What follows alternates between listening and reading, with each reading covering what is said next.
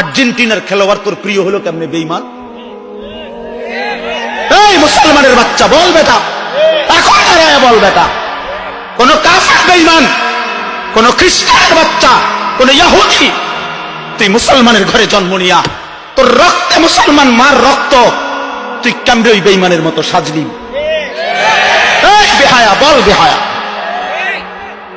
তোদের যাদের চুল এরকম বল বেটা, এখন দাঁড়া। ওই বেঈমান তোর পছন্দ হলো কেন? তোর রক্তে ইসলাম নাই বেটা, তোর মা মুসলমান না, তোর বাপ মুসলমান না বেটা, তোর দাদা দাদি মুসলমান না, ওরা সব বোকা, তুই চালাক হয়ে গেছ বেটা, তুমি পণ্ডিত হয়ে গেছ। কোন বেঈমানের অংশগ্রহণ করলাম? কেন সাজলা বেঈমানের মতো? তোমার নবী নাই, তোমার রাসূল নাই, তোমার আল্লাহ নাই, তোমার নবী সাল্লাল্লাহু আলাইহি সাল্লাম চুল রাখে নাই? কথা বলে না কেন? আল্লাহর নবীর চুল ছিল কিনা? নবীজির চুল মোবারক ছিল কিনা? তিনি চুল রাখতেন কিনা? তো তিনি কেমনে সাজলেন? এটা আমার পছন্দ হয় না কেন? নবীর সাহাবী সোয়া লাখের চাইতে বেশি সাহাবী, লক্ষের চাইতে, ওনাদের চুল ছিল না মাথায়?